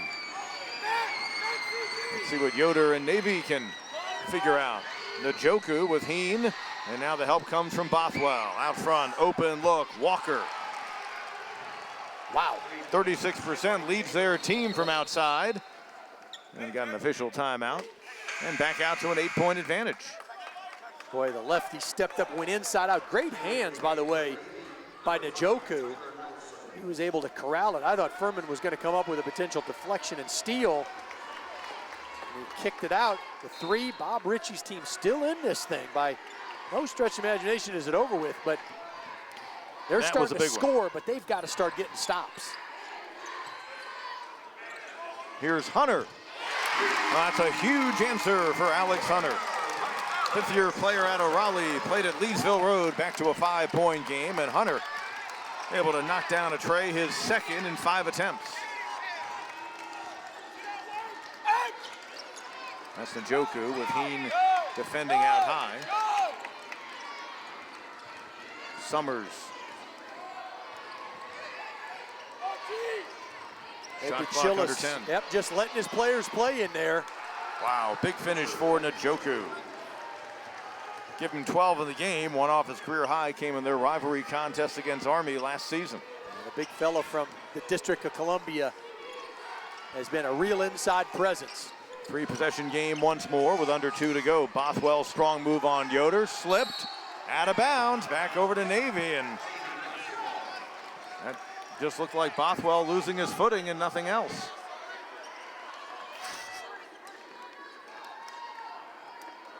So Bothwell unable to find success near the paint. It's been a big story in this second half and overall for the Navy midshipmen. Yeah, Sean Yoder has had the primary responsibility guarding Mike Bothwell, and he's used his upper body strength. He's moved, he's more athletic than he thinks. He's got the size to do. He's done a terrific job with help from his teammates. But it's been at the offensive end where Navy has answered the call every time that this crowd has wanted to get into it. And it's evidenced. Look, they're shooting 67% on shots inside the arc. It's just Ed DeChillis' group,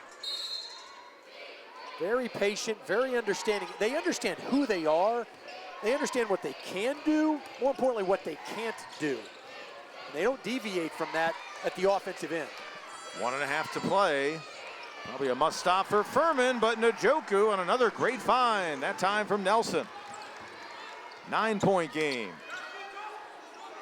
Garrison. Paladin's probably thinking 3 on this trip. They don't necessarily need to. Hunter's step back. And the rebound by Yoder. Now you probably have to start fouling. They've got 1 to give. And Bothwell just picked up his 4th. 1:02 to go. And now the inbound. Williams will come in for Bothwell, I believe. No, actually Heen. And now it's just a matter for the Naval Academy. You're going to have to break some pressure, meet every pass, assuming that every time you touch the ball, you're going to get fouled. Then you got to go to the line, just knock some free throws down. You can go back to Annapolis with a victory. Navy, a 63% free throw shooting team coming in. That's Carter among their best free throw shooters. And he is about to attempt his 3rd of the game, and he is the only one who has shot free throws in the contest. Told you in the first half we only had 8 combined fouls called.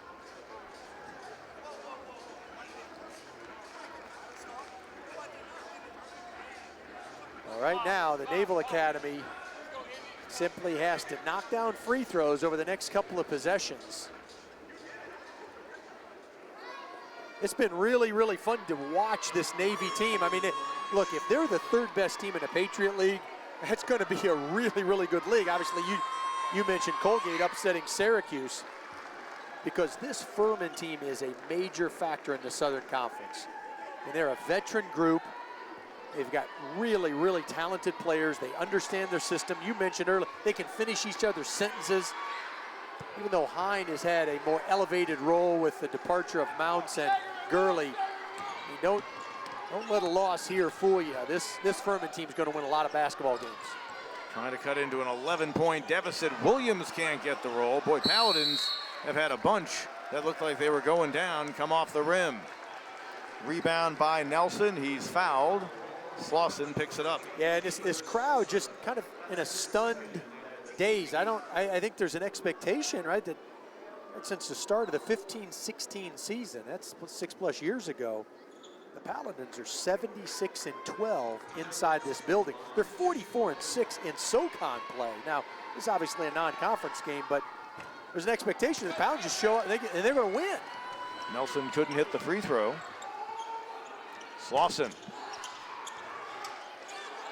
Well, the number's not good in a lot of respects, including 8 for 28 from beyond the arc for a Furman team that came in shooting 45%. Their number today, 29%. Yeah, that's really one of the stories of this game. Paladins just not able to knock down enough threes to get over the hump. That's a big part of what they do offensively. But part of the credit goes to Navy too. They made shots tough on the Paladins. They defended. They had hands in the face. I'm not sure that other than Garrison getting a couple of clean looks, Hunter had one in the second half. Navy was as good defensively as they were offensively. 12-point game. Summers, 13 points. Make it 15. And that's the dagger if it hadn't already been delivered. Obviously a disappointing Sunday afternoon for the Furman Paladins. I think that was deflected, and it was. Hunter. And 11.7 to go, but that'll only make it look a little bit more respectable. Long pass other end. Garrison. And the rebound by Nelson. Bob Ritchie says don't foul him, and that's how things will conclude here at Timmons Arena this afternoon. So Ed DeChellis back on a SoCon court. He remarked to us he's pretty sure he coached in the very first game ever in this building when he was at ETSU back about 20 years or so ago, a little bit beyond that. Well, now in his 11th season with the Navy Midshipmen, another big road win for them. They knocked off Virginia earlier in the season, and now they've got a win against one of the teams picked up high in the Southern Conference. The Patriot League is a one-bid league, but this is another skin that the midshipmen can put on the wall right now. I mean, you go and win at Virginia, and then you come inside Timmons Arena. Not everybody in the country understands, but as mentioned, the Paladins have been terrific in here. John Carter Jr., we talked about him at the top, finished with 21 on very efficient 5 of 11. And he was one of a number of guys that was eligible for the Papa John's Player of the Game. And John Carter Jr. with his effort today going past the 800-point mark in his career, so a milestone reach for him. Congratulations, John Carter Jr., Papa John's Player of the Game, but others like Greg Summers contributing for the Navy cause. Fourth all-time meeting in the series, it's now even at 2 apiece. 2 weeks from now, we're at Wofford for a battle of Kennesaw State and the Terriers at 2 p.m. On behalf of Dean Keener and our fine crew here in Greenville, Pete Hannity saying so long. This has been a presentation of ESPN.